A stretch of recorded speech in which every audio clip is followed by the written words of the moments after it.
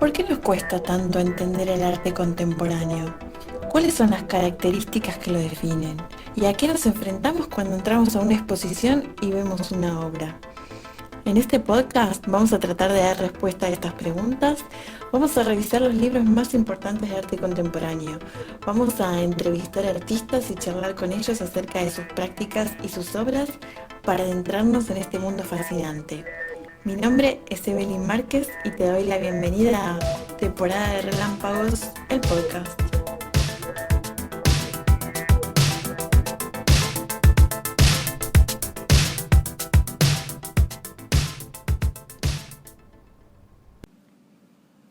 Hola a todos, bienvenidos al episodio 23 del podcast de Temporada de Relámpagos.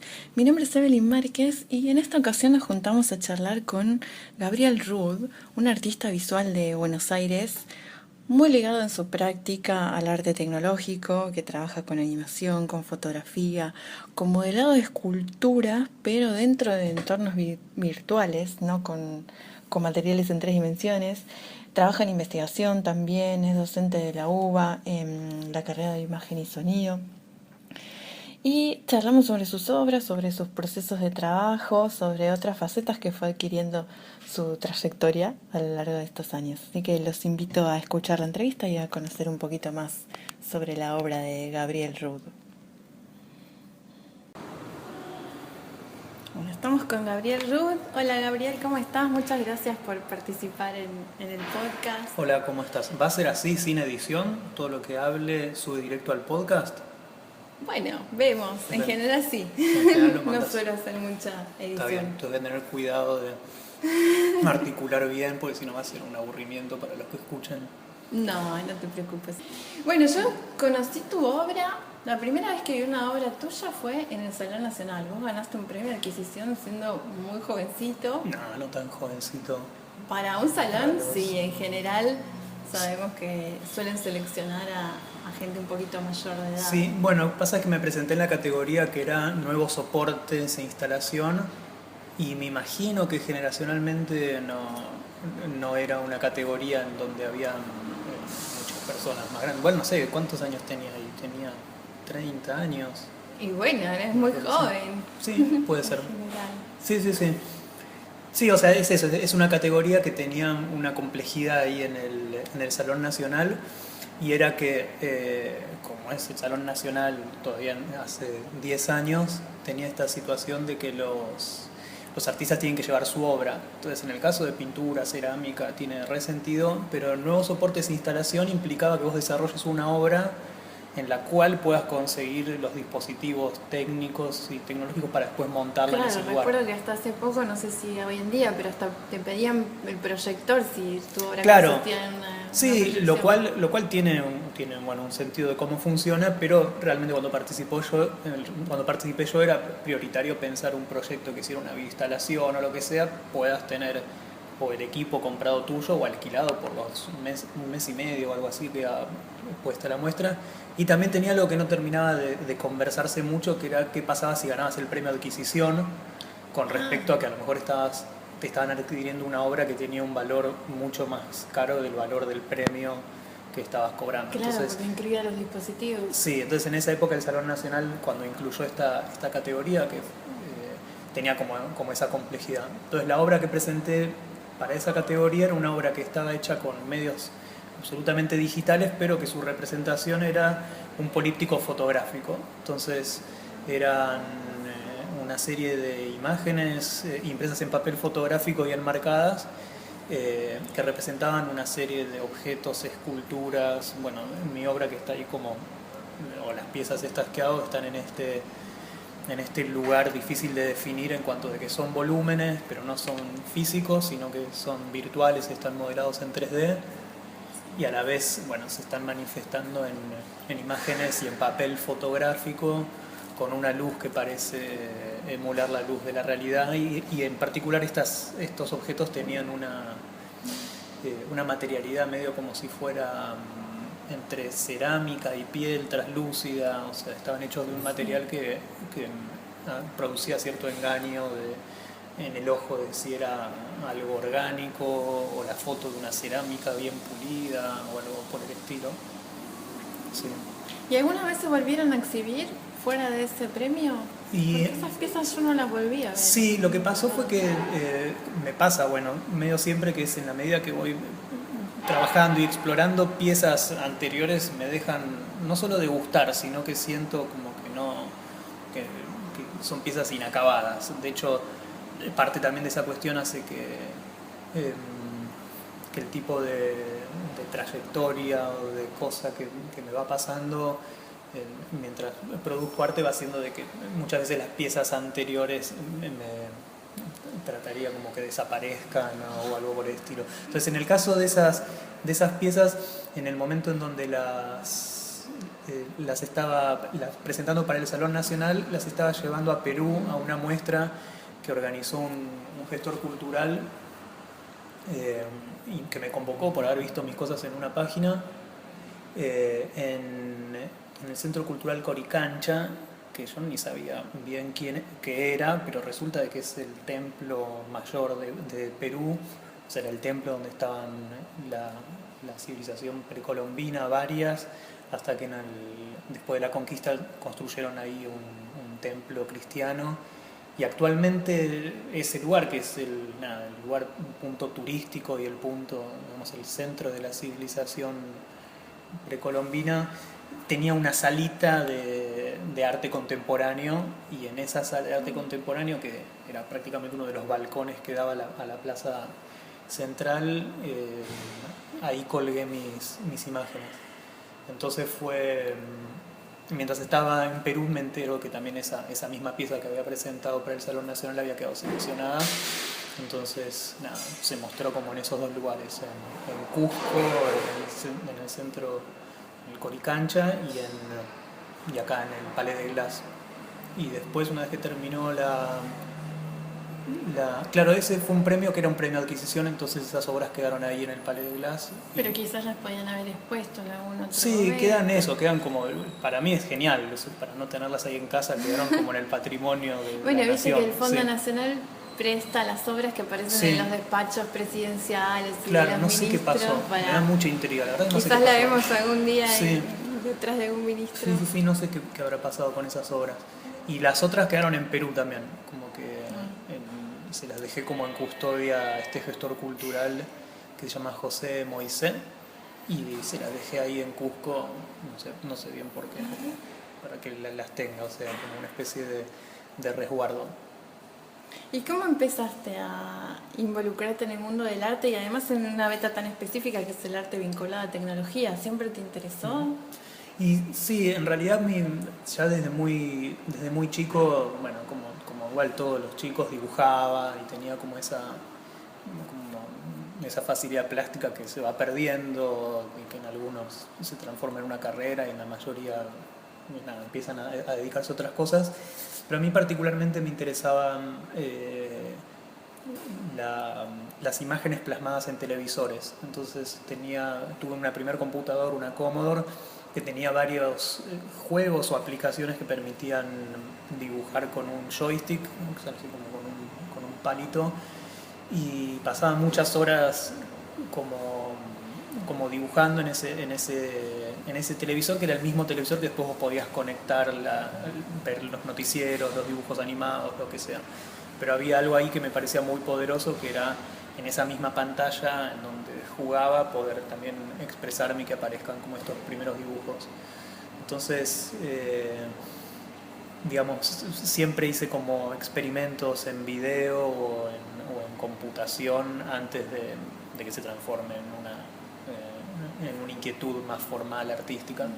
Después empecé a estudiar en una carrera que se llama Diseño, Imagen y Sonido en la UBA, en la FADU, y tuve así como la suerte, o se alinearon las cosas de una manera muy particular, y es que la cátedra en que me anoto, que era de Carlos Trilnik, después se asoció con Luis Campos, ahora se llama Cátedra Campos Trilnik. Justo en ese momento varios artistas, era el año 2001, estaban dando clases en esa cátedra. Estaba Gabriel Balanzi también y Charlie Nijenson. Y justo Charlie Nijenson fue el profesor de mi comisión. Y la verdad que fue una inspiración muy grande entender que estas personas que eran formadores y profesores también trabajaban de artistas y en realidad era el peor momento, estaban luchando un montón, todos, pues estaban en el año 2001, bueno, Charlie después emigra a Berlín, Balanci también como podía, digamos, admirábamos, y hablo en plural porque también ahí estudié con Juan Pablo Ferlat y Alejandro Borsani, que fueron también personas que se dedicaron al arte con tecnología, fueron como una influencia muy fuerte como modelos. Entonces, en ese sentido, hacia el comienzo más formal de dedicarme al arte fue eso. Y en mi caso particular también a la docencia, como que terminé la carrera ahí y empecé a dar clases ad honorem y ahora sigo trabajando en esa cátedra y, digamos, tengo una vocación muy fuerte para la parte como de educación. ¿Y ahí te fuiste desde un inicio hacia el campo de la animación o pasaste por otra? Y al principio, digamos, una de las primeras cosas que empecé a explorar era hacer una especie de performance dentro del videojuego y capturar frames, que básicamente era utilizar los juegos para los que no fueron hechos, juegos que eran simuladores de aviones que vos podías de alguna manera encuadrar, o sea, vos como que volabas y podías generar encuadres de paisajes particulares o otros juegos también que eran simuladores bélicos o todo ese tipo de juegos. Encontraba que de alguna manera vos podías encuadrar y generar situaciones y grabarlas en video o sacar stills, o sea, hacer como fotografías de eso. Y que de hecho eso se volvió un género un tiempo después o cobró un nombre, se llama machinima, que es como el arte de hacer arte a partir de motores de videojuegos y videojuegos. Pero en ese momento a mí me parecía como un medio de expresión así, como muy válido. Y después empecé a aprender software de modelado 3D y a generar mis propias situaciones y no depender de las de los videojuegos. Y ahí empecé a interesarme mucho por el tema del modelado y modelaba con una tableta gráfica que es como se llama Wacom, una tableta que tiene un lápiz y vos podés como dibujar, y usaba software que traducían ese movimiento de la mano a volúmenes tridimensionales. Entonces la pieza esta del Salón Nacional está hecha de esta manera, y toda una primera parte de las cosas que hacía eran esculturas hechas a partir de lo gestual, como dibujar en el aire.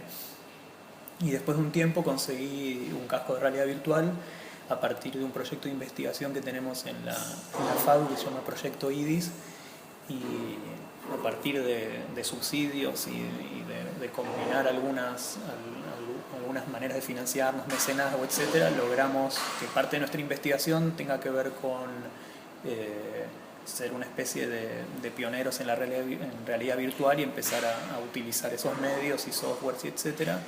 Y, digamos, utilicé también, más allá de la parte educativa, esos dispositivos para hacer experimentos, y en esos experimentos encontré maneras de traducir esta gestualidad en el modelado 3D mediante software que permiten censar estos controles que tienen los mandos de realidad virtual y modelar esculturas en el aire o esculturas virtuales.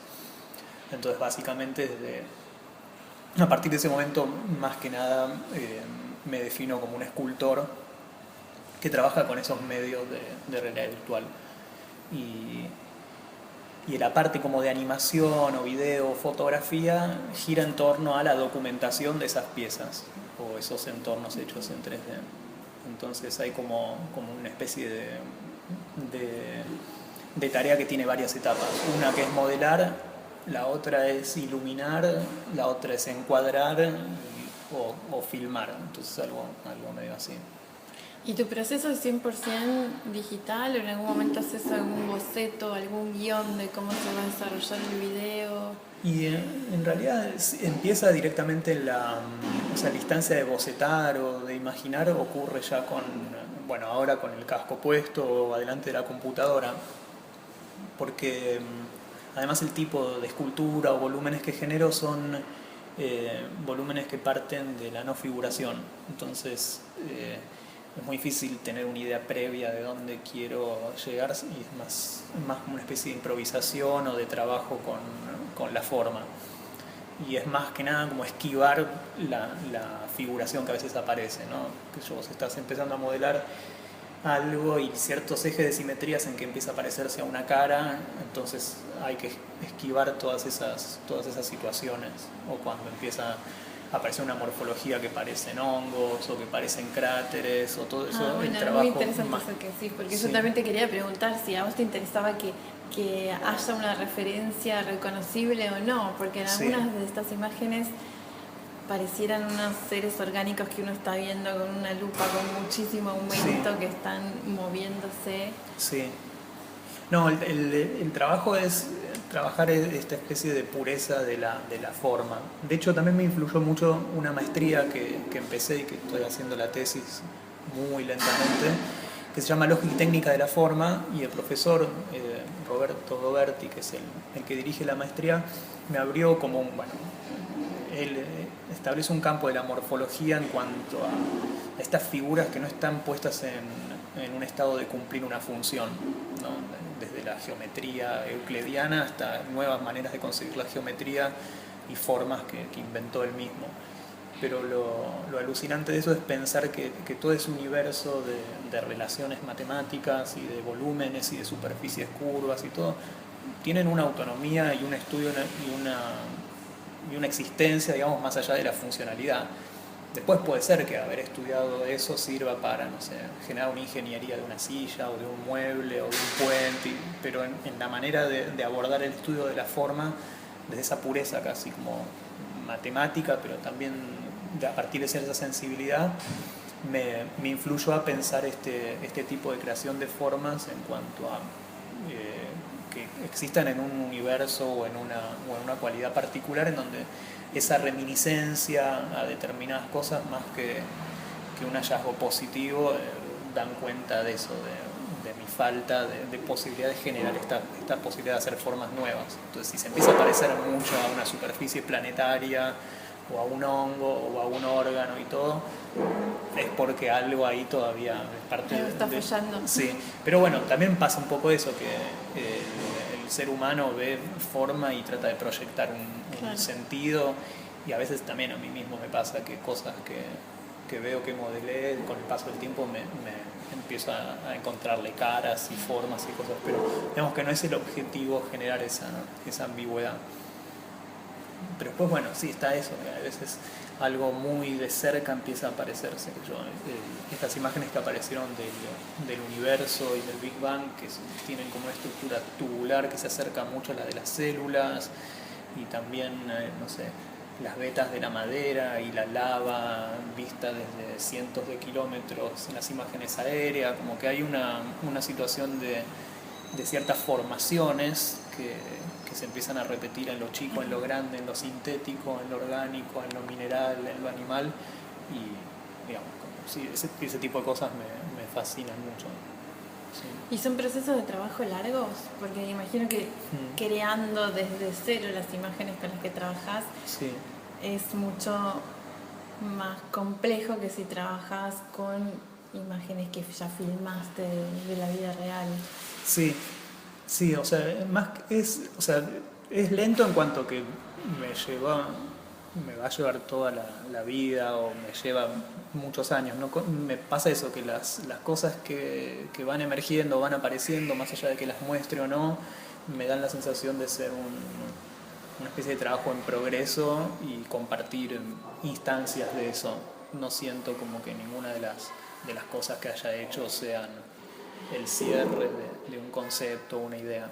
Entonces, desde ese lugar, siempre que ocurre una instancia de mostrar y todo eso, es una especie de excusa excelente para encontrar algunas cosas o formalizar algún tipo de camino de lo que estoy avanzando. Pero no creo eso de tener como obra terminada.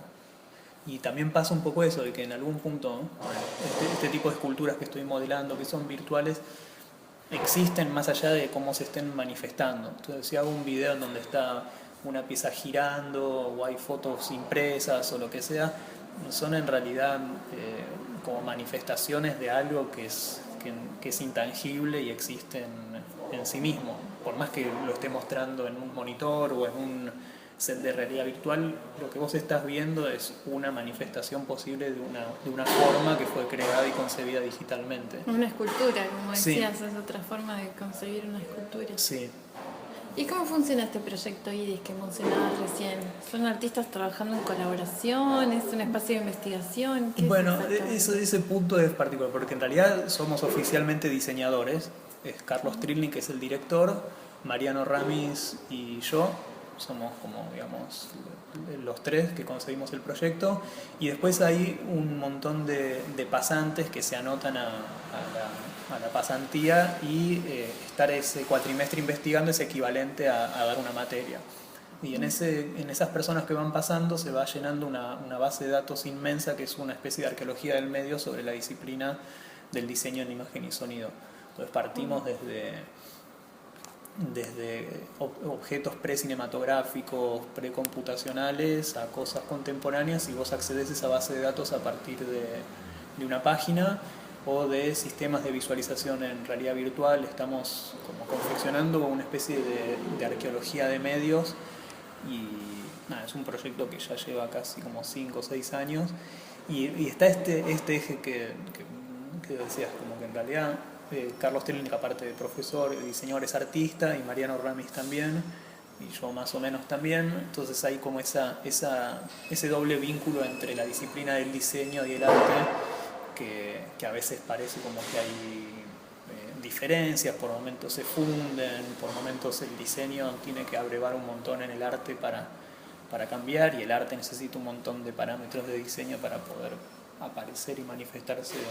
Así que es como que ahí hay un vínculo fuerte entre el arte y el diseño que no sé, es a veces medio contradictorio y a veces medio inevitable y natural.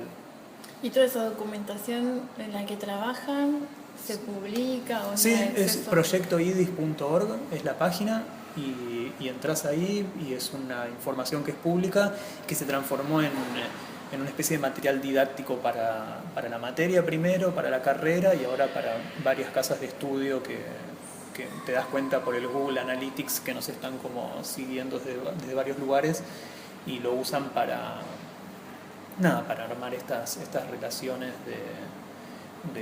para generar sobre todo una historiografía de dónde viene cada uno de los medios. Pero sí está bueno ese sitio. Sí. Lo voy a chusmear. Sí, sí. ¿Y estás en contacto con otros artistas que trabajan con las mismas técnicas que vos? Sí, hubo una cosa que fue genial hace un par de años, que fue la convocatoria de Celina Pla a Espacio Pla, porque, bueno, Juan Pablo Ferlat, que es mi amigo desde la secundaria y todo, es un artista con el que estoy muy relacionado. De hecho, ahora tenemos una muestra en el CCK, que también está Mateo Amaral y Mariano Giró y otros artistas más. Y es digamos, bueno, con él siempre hubo ahí como un vínculo de amistad y de creación. Y lo que pasó en Espacio Pla fue que más allá de las muestras que hicimos y los artistas que participaban de la galería, se generó una especie de sinergia y de empezar a conocernos montones de personas que estábamos haciendo cosas con medios similares o inquietudes similares. Entonces, en ese lugar, eso estuvo buenísimo. Si bien no hay como una imagen así de colectivo, sí hay como digamos una escena del arte con tecnología. Sí, fue un gran espacio. Ahora quedó vacante desde que cerró esa galería. Sí. Se nota la ausencia. Sí, que de hecho yo no participé mucho en eso, pero muchos, como un antecesor de eso fue Fundación Telefónica, claro, que tenía los cursos, y bueno, Espacio Pla también tuvo sus cursos, digamos, como que también cuando cierra o se retransforma el espacio de Fundación Telefónica, vuelve a aparecer acá, pero me parece que esa idea de que haya dispersiones, que las cosas cierren y todo eso también forma parte de algo que es bastante vital y es bueno. O sea, es triste, pero como que sí, tiene como cierta cosa de la vida, no sé, que las cosas terminen, mueran, nazcan. Y en algún momento trabajaste con León Ferrari, ¿no? Sí. ¿Cómo fue ese vínculo? Mientras estaba en la carrera, yo estaba, bueno, con Juan Pablo y otros amigos más, estábamos haciendo un documental sobre lo que nosotros llamamos paradigmas de transformación, que eran básicamente iglesias, asistencia pública a suicidas. Nos estamos metiendo como en un tema así muy gigante que terminó decantando en infiltrarnos en algunos organismos. Y uno de esos fue la Iglesia Universal, a la que fuimos con cámaras ocultas, qué sé yo. Nos descubrieron, éramos adolescentes casi, ¿no? 20 y pico de años. Bueno, y con ese material hicimos un documental a partir de los rastros que quedaron de esa investigación en primera persona de estos lugares. Es como una especie de documental experimental, ensayístico. Y el documental ese lo vio Paloma Ferrari, que es la nieta de León, y le pareció que lo teníamos que conocer y que tenía que a él le iba a interesar. Y a partir de ahí ella armó una reunión y estuvimos charlando ahí con León, y él tenía ya unas inquietudes de algunas obras que quería hacer en 3D y con cierta tecnología, y a partir de ahí nos pusimos a hacer una obra que se llama Planta, y es básicamente la traducción de una de sus heliografías, que son estos planos así arquitectónicos.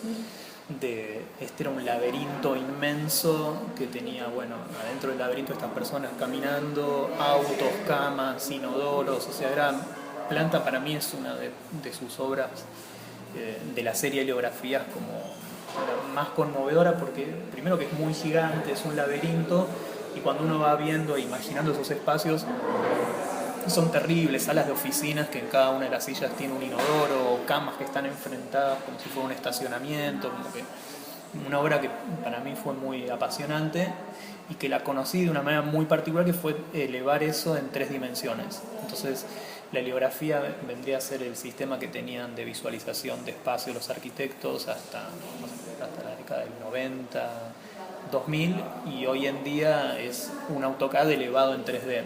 Entonces hice un trabajo muy minucioso de reemplazar cada una de las figuras humanas por unas especies de humanos en 3D, camas por las camas genéricas que uno se baja de bancos de modelos de 3D, elevé las paredes de este laberinto, bla, y armamos un recorrido adentro de ese plano arquitectónico 3D.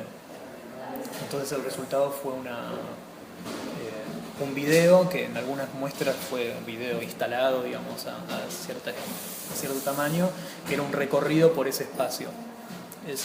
Esa obra se llamó Planta, y como está hecha en el 2002, todavía los softwares y mis conocimientos y todo eran medio rústicos, lo cual hace que cuando vea la obra no te convence ahora. Pero igual funciona desde ese lugar de que si uno la piensa como una obra del año 2002 y cómo estaban los software de esa época, claro, y ciertos tonos grises y cierta cosa rústica, se sostiene. Pero lo más fuerte de todo es que en esas reuniones León se la pasaba diciendo que a él le gustaría que las personas estén adentro de ese espacio, y hacía el gesto de ponerse un casco. Él en Brasil, y bueno, acá también hubo, pero mientras estuvo en Brasil contaba que había ido a un shopping en donde tenían un casco de realidad virtual muy aparatoso, me imagino, en esa época. Yo llegué a usar uno en los 90, o sea, como que es una tecnología que ya... Y él me preguntaba siempre eso, si no se podía hacer en realidad virtual, y en ese momento me puse a investigar y había 3 cascos en la Argentina y estaban utilizados... O sea, como que era una tecnología que justo en el año 2002... Muy incipiente. Sí, no existía, era muy, muy complejo. Y hoy sería natural rehacer esa obra y armarla. Después hicimos otras obras que junto a Christian Parsons, que es otro artista, que eran muy geniales porque planteaban las estructuras de estos laberintos de León Ferrari, y las personitas que lo caminaban tenían comportamientos... una pseudo inteligencia artificial, bueno, no sería una inteligencia artificial, pero digamos tomaban decisiones. Cuando chocaban contra una pared podían ir a la izquierda o a la derecha y seguir como, digamos, explorando el lugar. Entonces vos tenías estos laberintos que había hecho León Ferrari y agregabas estas personitas que lo empezaban a recorrer, y en esa manera de recorrerlo encontrabas de que después de media hora de estar caminando y explorándolo se apiñaban todos en un lugar, o algunos, o cómo se distribuían casi como si fueran hormigas adentro de un laberinto o ratas. Entonces era muy fuerte ver cómo la construcción de esos laberintos explorados por estos agentes virtuales generaban una especie de obra nueva. Y León lo usaba, así que lo dejaba andando y cuando pasaba miraba en el monitor y veía. Digamos, es una obra que casi no se mostró, que estuvo bonito porque daba cuenta de la cabeza que tenía León a esa apertura a las nuevas tecnologías y cierta fascinación como medio infantil o lúdica a las nuevas cosas, y también ese cero problemas con la cuestión autoral y todo eso, como que era más un explorador. Yo creo que de él aprendí mucho esa cuestión de no tomarse demasiado en serio ciertas cuestiones de lo que significa mostrar, hacer y tomar la actividad plástica desde un lugar de no tener tanta ansiedad de armar una carrera, sino como de estar concentrado en el craft, en el hacer y todo eso. De hecho, él durante muchos años no exponía en ningún lado, o sea, como medio le llega de grande esta capacidad o este reconocimiento de aparecer en los museos y todo eso, y tampoco es que le haya, no sé, o sea, obvio que debe haber sido feliz y todo, pero le traía más problemas que otra cosa, pero sobre todo había tanta carga política en las cosas que él mostraba que me parece que atravesar como toda esa parte de fama y difusión y todo para él era más importante no por su reivindicación personal de su obra artística, sino por la posibilidad de que su mensaje político sea como amplificado. Eso me parece. Bueno, este año va a Sí. haber una gran retrospectiva de él en Sí. el Museo de Bellas Artes. Sí. Sería una buena sugerencia para los curadores, no sé Sí. quiénes van a ser, pero tener en Sí. cuenta estas obras que... Bueno, la mencionás. fundación más o menos también estoy en contacto con la fundación de León Ferrari y sí saben de la existencia de esas obras y están por ahí, pero bueno, tienen una cantidad de obra tan inmensa y tan diversa que cualquier cosa que elijan siempre como anda, sí. ¿Y en algún momento de tu carrera empezaste a trabajar también con muchos músicos? ¿Se abrió otra faceta dentro de Sí. tu carrera en relación a hacer visuales en shows o videoclips? ¿Cómo fue? Sí, bueno, esa con apertura? siempre me interesó una parte, digamos, de lo audiovisual que era lo que estaba generado en tiempo real o en pantallas. Entonces, en fiestas o en conciertos llevaba estos PlayStation, dispositivos de videojuegos y los conectaba a proyectores y trataba de generar una especie de relación empática entre cómo se mueve la cámara y lo que suena. O sea, siempre, bueno, y después empecé a usar software de VJ o estos software para hacer video en tiempo real y digamos esa parte siempre me interesó. Y después en un momento me crucé con Daniel Melero con una historia así rarísima, que es que yo manejaba una radio online que se llamaba unaradio.com.ar que tenía un montón de programas de personas que lo hacían en su casa. Era una de las primeras radios online de Argentina, hecha por Nicolás Cohen, un amigo. Y en un momento Nicolás se aburre de manejar la radio, generaba muchos problemas, no sé qué, y me da medio la dirección de esa radio. Y bueno, Melero escuchaba un programa ahí que se llamaba Pink Moon, era un oyente y participaba de ese programa y todo eso. Y él tenía una página web y le quería meter un juego adentro de la página que era como un crucigrama o algo así. Y le pasan mi teléfono como pensando de que yo era un experto del diseño web o qué sé yo. Él se hizo esa idea de que yo lo podía ayudar para meter un crucigrama, no sé qué, adentro de su página, y empiezo a tratar de resolvérselo y se me arruina toda la página, como que toco algo que no sabía bien qué era y la página queda completamente en negro y le armo de cero una nueva página tratando de que se parezca un poco, pero estaba hecha en base a un blog, o sea, era diferente lo que le armé. Y ahí hablamos de vuelta por teléfono, y yo, mira, te rompí toda la página, recuperé algunos datos, pero bueno, ahora quedó así. y él dice algo así como que a partir de ese momento tenía que indemnizarlo trabajando para él y trabajando en esa página y subiendo contenidos y colaborando, y a partir de ahí se forjó una amistad en base a manejar esa página que se llamaba danielmelero.net, que no era una página de un músico, era una página en donde él estaba compartiendo un montón de datos, videos, pirateando películas y subiendo, nada, transformar en un portal así de conocimiento muy fuerte, y empezó a llevarme a los recitales de él medio a nada. Entonces yo sacaba fotos, me enojaba bastante, o sea, y a partir de un momento empecé a trabajar como iluminador de sus recitales y haciendo las puestas en escena cuando había pantallas proyectando videos y todo eso, y aprendí, digamos, ese oficio de iluminar recitales y todo eso a partir de trabajar con él. Así que nada, eso como que tiene algo, ese momento de armar puestas en escena para shows y todo, que me súper interesa, y con él tenía el permiso absoluto de hacer lo que se nos ocurra, y eso estuvo muy bueno. ¿Y el crucigrama lo hiciste al final? No, nunca anduvo eso al final. Era un crucigrama del rock, no sé, creo que sí, que en un momento anduvo, pero bueno, fue para otros lados. También, bueno, de Daniel, sobre todo cuando me hablabas de carrera, bueno, es muy bueno respondiendo entrevistas y todo, y él habla de que él no tiene una carrera, sino que tiene una trayectoria, ¿no? Y como que la carrera parece tener ciertos objetivos y bla, pero la trayectoria es más como una suma de direcciones a las cuales fuiste yendo y donde fuiste llegando. Entonces también es una influencia muy fuerte para lo que voy produciendo plásticamente y todo. No esté entrando en ciertos andariveles que terminan transformando en una pesadilla esto que me da placer, que es expresarme con tecnología y todo eso. Me gusta esa definición, la voy a tomar.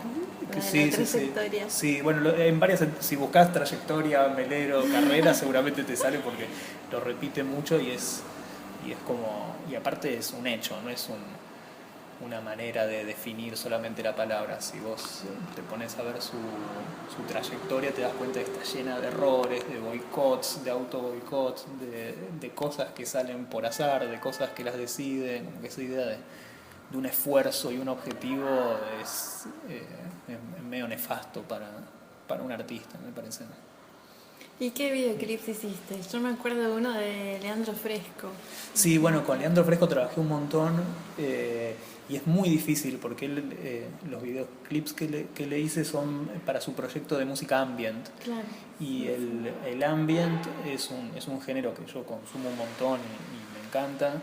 Y digo consumo y uso porque no es una música que se escuche, sino como que se pone mientras haces otra cosa, aunque sea no hacer nada. O sea, es como un género que me interesa mucho, y el problema que tiene, o la dificultad que tiene para hacer videoclips de eso, es que enseguida su manera de fluir y de ser, cuando se pega a una imagen en movimiento, se transforma en banda sonora.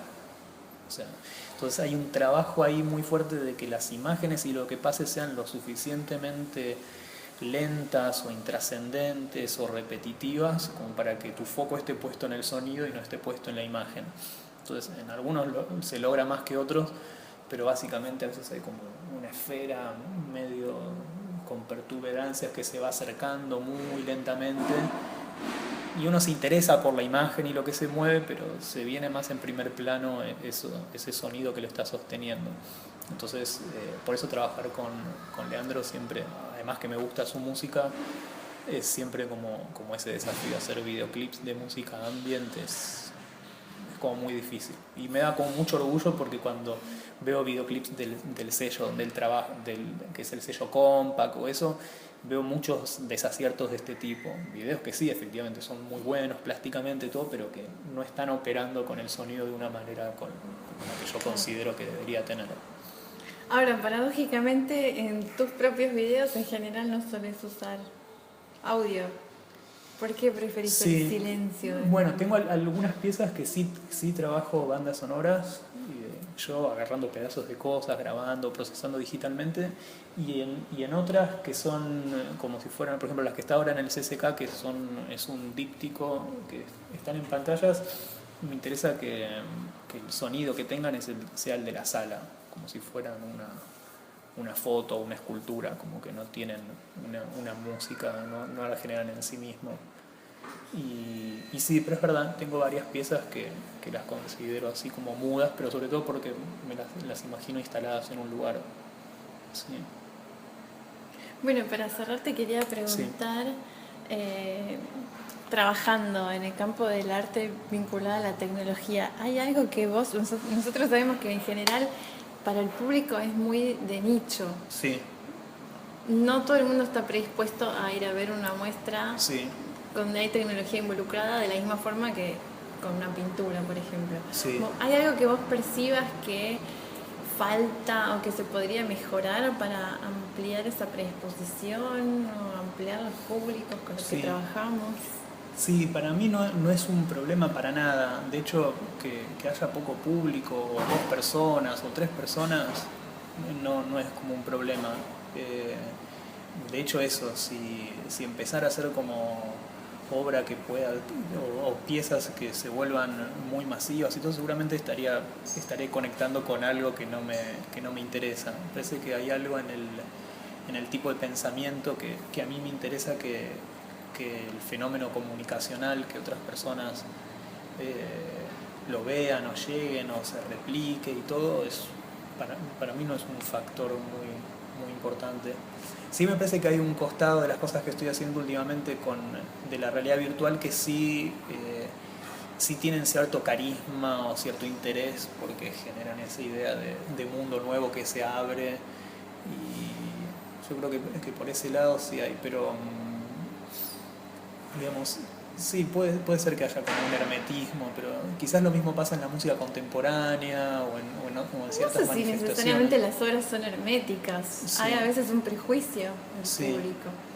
Hace poco yo estaba trabajando en una muestra de un artista japonés que se llama Makoto Azuma, donde prácticamente todas las obras eran videoinstalaciones. Y me pasó con una señora que sale de la muestra y me dice: bueno, te dejo mi mail y avísame si ponen cuadros. Claro. Sí. Y se fue indignada. Sí. Y no necesariamente las obras son herméticas. Sí, es verdad. Hay un prejuicio a veces que no tiene un sustento. Sí, no, por suerte no es mi problema, pero me imagino que para curadores o para gente que habilita espacios y todo, sí, debe ser un problema de cómo comunicar o cómo hacer que ese fenómeno sea aprendido. Sí me parece, bueno, sí abordo el problema desde otro lugar, que es cuando, siendo profesor, cómo va sensibilizando a ciertos nuevos soportes y todo eso, pero no en cuanto a público. Sí.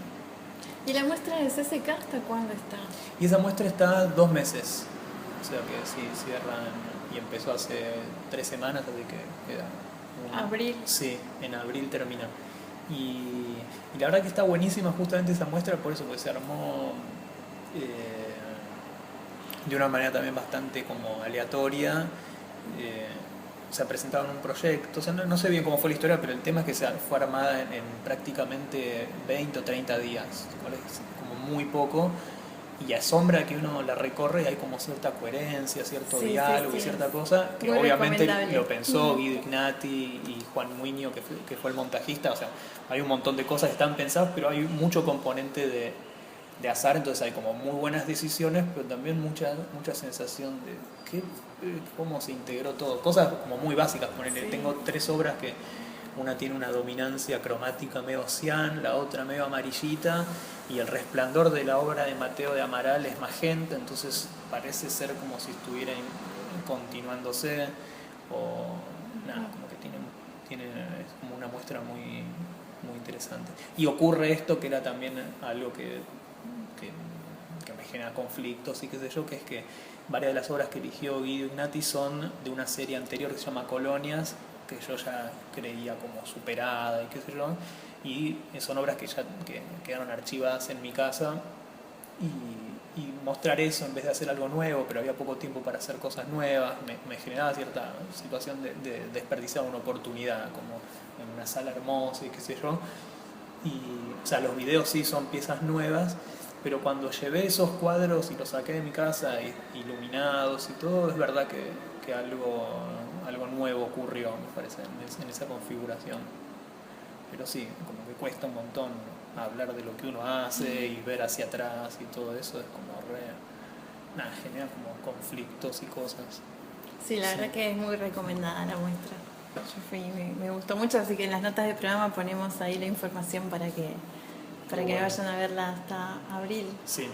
Después buscaremos la fecha exacta. Sí, y poner otra cosa, para cerrar, bueno, si querés cerrar, es que sí. también me entusiasma mucho compartir las cosas que estoy haciendo por redes, Instagram y todo eso, como que a veces es un motor raro, pero pasa un mes o algo así y aparecen a veces ideas que están hechas en función de subir esa información y compartirla medio en tiempo real y tener algún tipo de feedback con amigos o gente que... Así que también es medio raro eso, como que quizás una muestra o esta muestra en el CCK justo, ¿no? Porque va mucha gente ahí. Pero a veces estoy medio pensando en cierto soporte de exhibición que no necesariamente sea poner las cosas en un lugar, sino generar espacios en donde eso se multiplique en la virtualidad y en ese tipo de cosas estoy pensando. Bueno, es muy coherente con el tipo de obras que haces. Sí, medio pienso en esas cosas. Bueno, te agradezco muchísimo por tu tiempo. Gracias.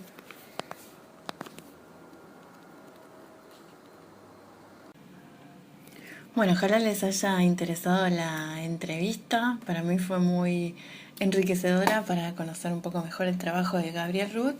En relación a la exposición que mencionábamos, que está hoy en día en el Centro Cultural Kirchner, Dinámicas para la Existencia, la fecha de la muestra era hasta el 26 de abril. En este momento, mientras publicamos el podcast, ya salió el decreto de que todos los museos de la ciudad de Buenos Aires y los espacios culturales deben estar cerrados por tiempo, por ahora indefinido, así que no podemos saber la fecha exacta, no sabemos si la muestra se extenderá o si reabrirá al público nuevamente, que esperemos que sí.